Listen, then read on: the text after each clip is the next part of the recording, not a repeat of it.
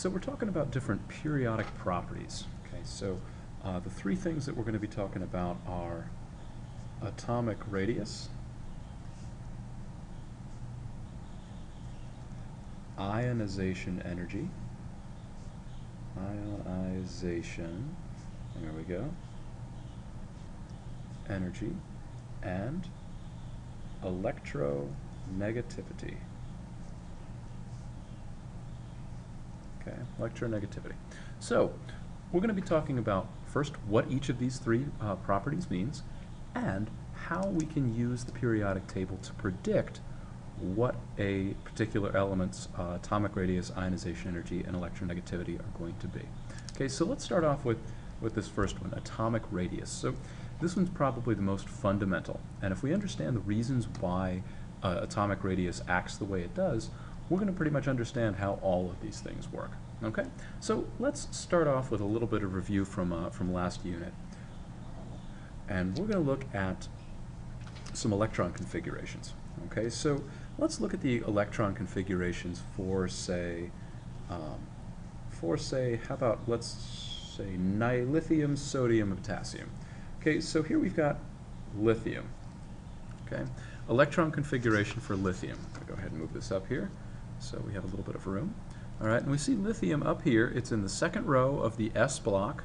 Okay, so we see that it's going to have a 1s2, 2s1. For sodium, it's in the third row of the S block.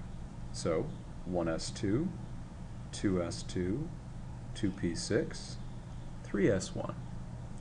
And potassium looks like this: 1s2, 2s2, 2p6, 3s2, 3p6, 4s1. Okay, so let's go ahead and actually draw these out. What would these atoms actually look like? So we'll bring lithium over here. It's got 2 electrons in the first energy level.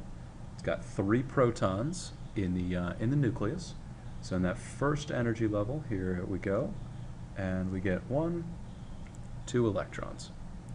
It's also got 1 electron in the second energy level. So we draw the second energy level here, and we get that whole 1 electron right there. Okay. Well, for sodium, it's got 2 electrons in the first energy level, outside of its 11 protons. So here's your 11 protons, and your second energy level, your first energy level, excuse me, with 2 electrons. The second energy level has actually got 2 plus 6 electrons. So we draw the second energy level, and we can go ahead and draw in 1, 2, 3, 4, 5, 6, 7, 8. Well, we've actually got a third energy level here as well, so let's go ahead and draw that one in. So that third energy level here with the 1 electron. Well, I'm sure you guys can predict what's going to happen now. Potassium, it's got 19 protons. It's got that first energy level with 2 electrons. Second energy level with 8 electrons. Draw those in. That's 4, 5, 6, 7, 8. Third energy level with 8 electrons. 1, 2, 3, 4, 5, 6, 7, 8. And the fourth energy level has got 1 electron. And we can put that here. Now, so let's take a look at what actually happens to the size of these atoms. Oh, I'm sorry, I forgot. This is atomic radius. Okay, now radius. You look at radius and you think a circle. Okay, in a circle, that's a pretty poor circle, but a radius is this distance. Okay, it is the distance from the nucleus to the edge of the atom, or to the valence electrons. Okay. Now that's not the perfect definition, okay, and there's actually a couple different reasons why, but it's good enough for us right now. Atomic radius, the distance from the nucleus to the edge of the atom, so out to the valence electrons. Okay, so let's see what happens as we go from lithium to sodium to potassium. We start off here in the middle in the nucleus, and we have to travel out to the valence electrons. We have to travel slightly further to get to the valence electrons. We have to travel even further to get to the valence electrons. We can see that each of these atoms gets progressively larger.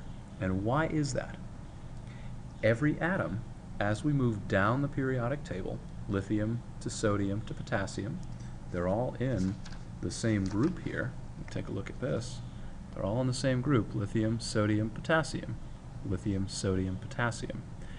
As we move down the periodic table, each row is going to add a new energy level. So each row adds a new energy level on top of all the other ones, which means that we gradually increase in size as we go down the periodic table. So I'm going to put that up this way, and we can generalize and say that for atomic radius, as we move down the periodic table, atomic radius will start out small. We've got smaller atoms up at the top. We've got larger atoms at the bottom. Now I'm going to draw that a little bit bigger so you guys can see it. Okay, atomic radius. We've got smaller atoms at the top, and we've got larger atoms at the bottom. Okay, so I'm going to number this number 1. Okay, atomic radius will increase or get larger towards the bottom of the periodic table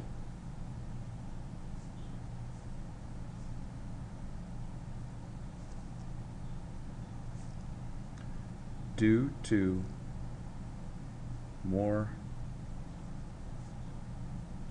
energy levels in the larger atoms. Okay? Atomic radius will increase towards the bottom of the periodic table due to more energy levels in the larger atoms. If we look at something like francium, it's going to have 7 energy levels. Strontium is going to have 5 energy levels. Okay, so it's going to be slightly smaller. Magnesium's only got 3 energy levels, so it's going to be smaller than strontium.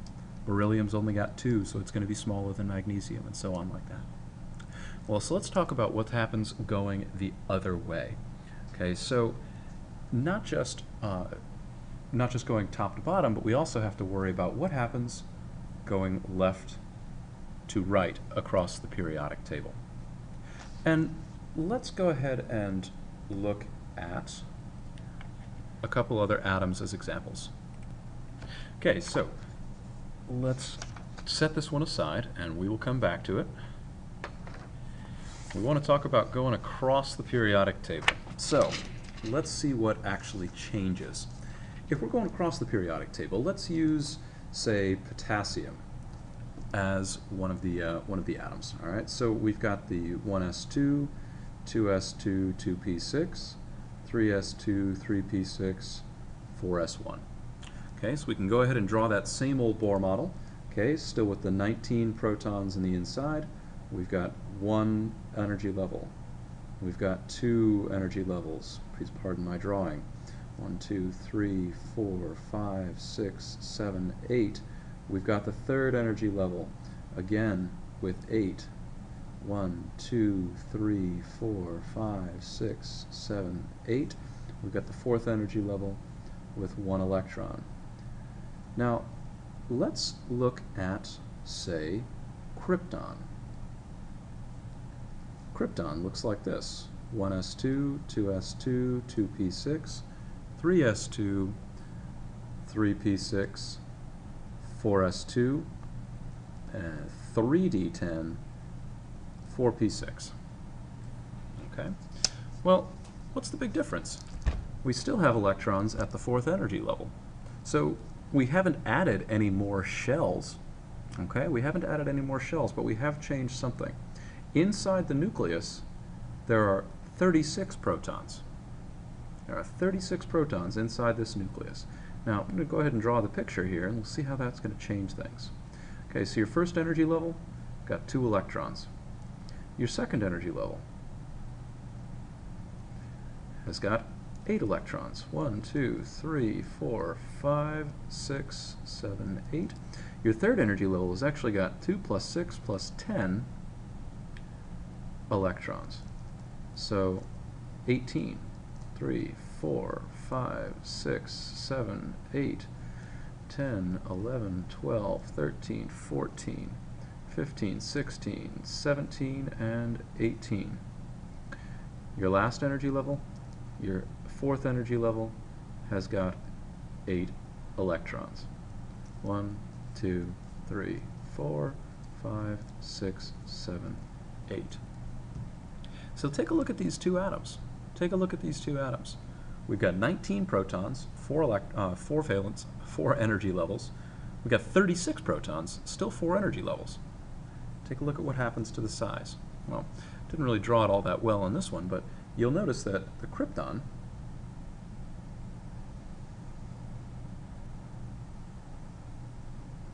is a little bit smaller than the potassium. Okay? Now, why is that? Protons have a positive charge. Protons have a positive charge. Electrons have a negative charge. And what do opposites do? Opposites attract. Okay? Opposites attract. So, at the same energy level, let's see what it looks like at a slightly lower energy level. Like, we'll bring back lithium. It's got 3 protons. Those 3 protons are not very attractive to its electrons. Not very attractive at all. Okay? It's only got 3 protons, 3 positive charges to draw those electrons in. On the other hand, something over here like neon, it's still at the second energy level, but it's got 10 whole protons to drag its electrons closer. All right, they see those 10 protons, and those electrons are like, oh yeah, let me get in on that. All right, they're trying to get as close as they can to that nucleus. They're going to try and shrink as closely as they can because they are very, very attracted to those 10 protons. Think about protons like big old muscles and electrons like, well, things that enjoy looking at big old muscles. All right, so we'll kind of keep that analogy going. The more protons a nucleus has, the stronger it is, and the more the electrons are drawn in towards it. Okay, the more protons a nucleus has, the more the electrons are attracted, are drawn in towards it. All right. So generally, as we move from left to right across the periodic table, we've got lithium to neon here. Lithium with 3 protons, beryllium with 4, boron with 5, carbon with 6, nitrogen 7, oxygen 8, fluorine 9, to neon 10. We increase the number of electrons as we move across the periodic table. Okay? So that means that as we move from left to right across the periodic table, we get more and more attraction. Okay? The electrons are more and more attracted to the nucleus as we move from left to right. Low attractiveness, high attractiveness. Larger atoms, smaller atoms. So let's go ahead and put that down on our atomic radius kind of cheat sheet here. As we move from left to right, we get larger atoms on the left, and we get smaller atoms on the right. The rule is that increasing protons in the same period, so that means in the same row, increases the nucleus's attraction for the electrons. So the electrons want to get closer. If they want to get closer, they draw further in, which means your atomic radius, the size of the atom overall, is going to shrink. Okay? That's a very important thing. Now, you're going to notice that these two properties, these two ideas, are going to keep coming back. Keep coming back, keep coming back, keep coming back. So we're going to actually zoom in on this thing so that we can get a better look at them. All right? So, atomic radius is a quick review. Smaller atoms at the top of the periodic table, larger atoms at the bottom, because we add more energy levels every time we move down the periodic table. On the left side of the periodic table, we're going to see larger atoms than on the right, because as we move from left to right, we increase the number of protons and increase the attractive forces that we see. Okay? So left to right, more protons, more attractive force, smaller atom. We understand these two, we're going to understand pretty much everything else that we're going to do in this unit. So let's go ahead and move on to ionization energy.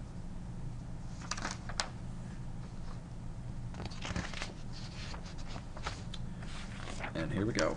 So ionization energy. What is ionization energy?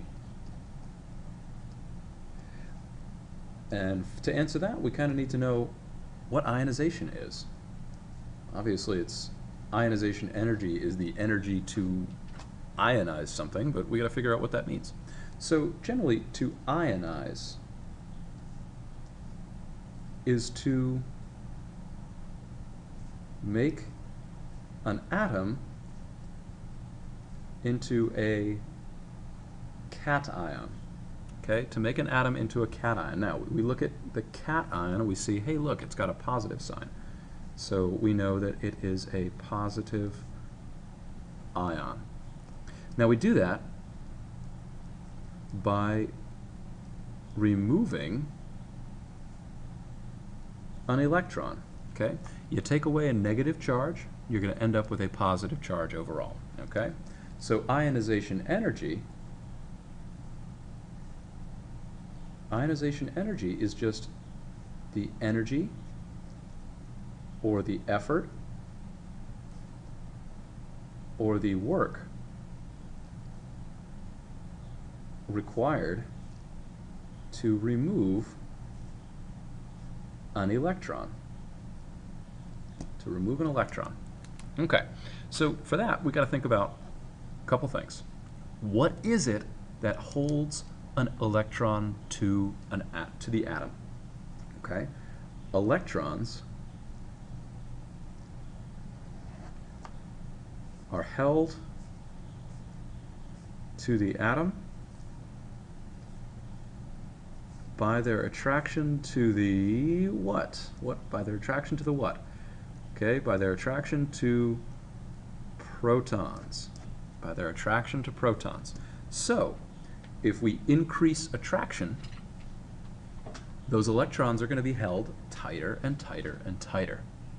Generally, things with large attractive forces are going to have high ionization energies because it's going to take a lot of work to pull those electrons away.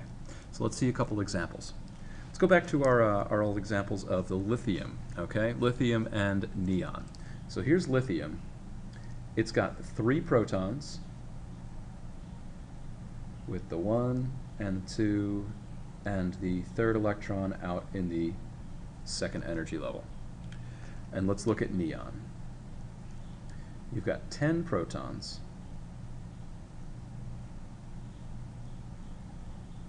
and you've got your 2 in the 1st energy level, 8 in the 2nd energy level. Okay, now, we already established that neon is so much smaller than lithium because it's got those 10 protons. Okay, it's got those 10 protons out in this side, inside this nucleus. Okay, 10 protons equals more attractive forces. Okay, 3 protons, less attractive forces. Okay, so let's see if we can draw a picture about this one. Think about the protons kind of like, well, kind of like muscle, all right? So what we're trying to do is actually get rid or pull away one of those electrons. So if we want to envision the nucleus here, here's the nucleus and it's a person. 3 protons means it's not a very big person, okay? He's got little wimpy little arms. So this guy is trying to hold on to its electron. Trying to hold on to an electron, okay? With a little wimpy person with only 3 protons, weak. It's going to be very easy for somebody else, namely one of us, to take that proton away, okay? So they're trying to keep it in there. As long as we exert a little bit of force, the ionization energy, that electron is going to come away. On the other hand, with 10 protons, that nucleus is a lot stronger. Okay, so instead of little stick arms, he's got big, bulging, muscly arms. Okay, well, I know those are awful looking muscly arms, but let's see. Okay, so holding on to its nucleus, or holding on to its electron, is going to be a lot easier. 10 protons, strong. All right, 10 protons, very, very strong. It's going to take a lot more energy to take it away. It's going to have to fight against all of those protons. Okay, going to have to fight against all of those protons. So which means it's going to be a lot harder. It's going to be a lot higher ionization energy to remove that electron. Okay, so moving from left to right, lithium, very low number of protons, very low attractive forces, you have a weak nucleus, which means the ionization energy is going to be relatively low. It's not going to take all that much work to pull an electron away. Neon over here with 10 protons on the right side of the periodic table has got a lot more attractive forces, which means that the nucleus is relatively strong and it's going to take a lot of ionization energy, a very high ionization energy, to remove those electrons. Okay, so let's go ahead and kind of put that down on a sheet of paper. I'm going to scoot this out of here. Just like we did for atomic radius, we've got another thing for ionization energy. As we move from left to right, we go from low ionization energy, which means it's easy to remove electrons. And over here, on the right side of the periodic table, we have high ionization energy. So it's hard to remove electrons. Okay, oops, sorry, kind of off the camera there. All right, so high ionization energy means it's hard to remove electrons on the right side of the periodic table. We still got to figure out what happens as we move up and down on the periodic table. So let's grab a sheet. We're going to come back to this page when we figure it out. Moving down the periodic table, you got some other things to keep in mind. So let's go back to our old friends in the lithium and the potassium and the sodium and all that. So we're going to kind of abbreviate our Bohr models here. You've got lithium, again, with only 3 protons. We've seen this show before, okay, where you've got the 2 electrons in the first energy level and the 1 electron in the outer energy level. Let's jump down to potassium. Now, we're just going to go ahead and draw the valence electrons. Potassium has 19 protons, which means it has 19 electrons. 19 protons in the middle, and it's at the 4th energy level, okay? So the 4th energy level, we're just going to take our word for that one. 4th energy level. Now, that's 1 electron, which means scattered throughout here are 18 other electrons. We'll go ahead and draw those in just to show. All right, so that's 1, 2. Here's your 2nd energy level. 1, 2, 3, 4, 5, 6, 7, 8. And here's your 3rd energy level. Okay, 1, 2, 3, 4, 5, 6, 7, 8. Okay, now, if we want to go further down, let's look at cesium. And now I'm not going to draw all this, but we got 55 protons, which means we have 55 electrons. So cesium's up here at the 6th energy level. So let's just go ahead and draw it. It's nice and big. That's the 6th energy level. And it's got 1 valence electron.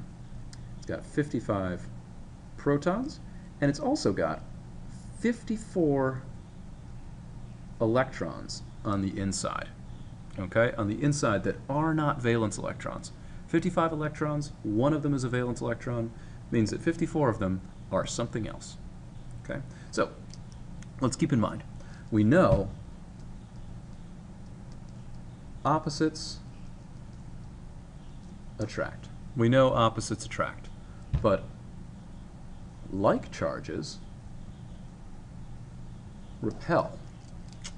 Well, that's going to be a bit of an issue here, okay? Because we've got a whole bunch of like charges hanging out here. Okay, so let's take a look and see what's going on. Use a different color for this one.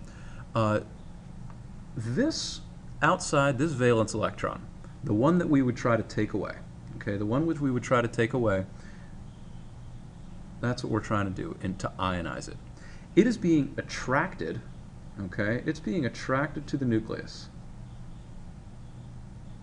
Okay, it's being attracted to the nucleus. But what do these other electrons do to it? They, since they both all have like charges, they're actually repelling that thing. So they are pushing it away. The electrons repel, okay? It's attracted to the nucleus, but the electrons are repelling it. Now, for this electron, it's only got 2 other ones saying, hey, get out of here. We're repelled by you. We're repulsed by you. Go away. So it's still pretty attracted to the nucleus. We skip down to potassium here. That 1 electron that we're trying to go away, it's got 18 electrons repelling it. It's got 18 electrons repelling it. Okay, that 1 out of 19, it's got 18 other electrons who are sitting there and yelling at it. It's even worse for cesium. It's got 54 electrons repelling it. 54 electrons repelling it. Now, those electrons on the inside are called core electrons. Core electrons. Since they're not in the valence, they're on the outside, they're part of the core. Okay? So, what can we say? As we move down the periodic table, we increase the number of core electrons. Okay? So, more core electrons. What that means is that there's more electron-electron repulsion. More repulsion between different electrons. So I'm going to pull this up a little bit. Okay, more electron-electron repulsion, which is called shielding. Okay, which is called shielding. Now it's called shielding because those electrons in the way basically shield the valence electron from feeling any attraction to the nucleus. It wants to be attracted to the nucleus. It's like it sees a particularly attractive member of whichever sex it prefers across the room, across a crowded room. Well, it's trying to get over to see the nucleus here, but all of these other electrons are in the way. All right, they are getting in the way, and I believe you all have words for that. Okay, so they are preventing this valence electron from being attracted to this nucleus. What they're all doing, in fact, is pushing away, pushing away, pushing away. So it's going to be very easy to convince that thing to go out, to leave. All right. So a very low ionization energy, okay, which means it's easy to remove. Okay, a very low ionization energy, which means it's easy to remove. Up here, it's going to be relatively higher because you only got 2 other electrons yelling at the thing. Okay, so as we move down, we increase the number of core electrons. Okay, so towards the bottom of the periodic table, we get more core electrons, which means there's more electron-electron repulsion. which means shielding. All that results in lower ionization energy. Okay. All that results in lower ionization energy. So let's put that on our kind of code here. Okay, ionization energy. We start off with higher ionization energy, and we end at the bottom with lower ionization energy. Okay, so left to right, we increase number of protons towards the right, which increases attractive forces. That binds the electrons close and tight. To the bottom of the periodic table, towards the bottom of the periodic table, more core electrons means more repulsion, means more shielding, means it's got lower ionization energy. Okay, so we'll go ahead and take a look at this, make sure we're all on one page on that one. There we go. And we're going to go on and take the last one, is electronegativity. Fortunately, electronegativity works very similarly to ionization energy. So, what is electronegativity?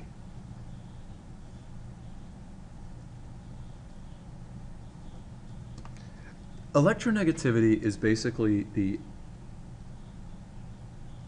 ability to attract outside electrons in a bond. Now, we haven't really talked about what bonds mean, but essentially they mean sharing electrons. Okay? Two atoms sharing an electron, or a pair of electrons. So an electronegativity basically determines where the electrons spend their time. So let's take a look at a bond between carbon and fluorine. Normally, they would like to share their electrons right in between them. But one of those atoms is much better at attracting electrons. Let's look at the two of them. Carbon looks like this. It's got 6 protons, so 1, 2 in the first energy level, and then 1, 2, 3, 4 in the second energy level. Fluorine has got 9 protons, so it's able to keep a much tighter hold on its electrons. Okay, 1, 2, 3, 4, 5, 6, 7, and that's it. Okay, 7 valence electrons. Notice how it's smaller. It's smaller because of more protons, which means more attraction. With those electrons being more attracted to fluorine, instead of being shared equally around those things, around those two atoms, not what happens. Carbon and fluorine actually end up sharing it more like this, where the electrons spend lots of time around fluorine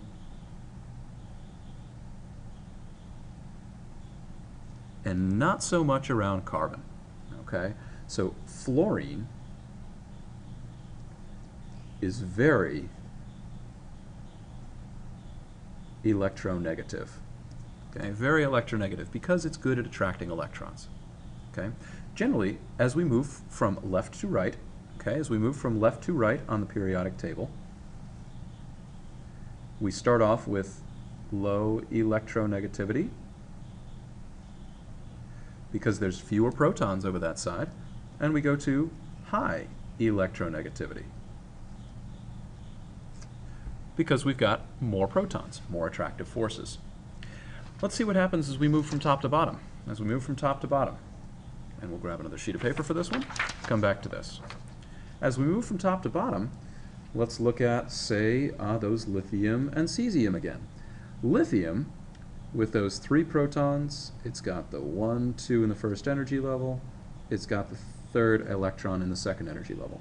You got cesium, it's got 55 protons, it's got 54 core electrons, and it's got the 1 valence electron. Well, remember, those core electrons are already yelling at that 1 electron, say, get out, get out, get out. Major amounts of repulsion. Okay? This electron wants to leave. Why would cesium be good at attracting other electrons if it already wants to get rid of the ones it has? Okay? So cesium wants to get rid of its electrons. Why would it attract more? It wouldn't. All right? Now, because cesium is so much worse at trying to get rid of its electrons than lithium, lithium's actually got a higher electronegativity. It's not high in comparison to some of the other atoms on the periodic table, but it's higher than cesium because it's, as unwelcoming as it is, it's still more attractive to an electron than cesium would be. So, as we move from the top of the periodic table, we have higher electronegativity. And as we move to the bottom, we have lower electronegativity. Okay. Higher electronegativity at the top, lower at the bottom because of all that extra shielding. Those extra shielding electrons are already saying, get out of here, we don't want the ones we have. They're not going to try to pull in anything new. Okay, so it just gets lower and lower and lower, less and less attractive to electrons as we go down the periodic table. So here's your electronegativity. All right, starts off low at the left, and ends up high on the right. Starts off high at the top, ends low at the bottom. So I know this is a long video, so I really hope this was helpful to you all. And we're going to get a lot more practice with this as we go through the rest of the unit.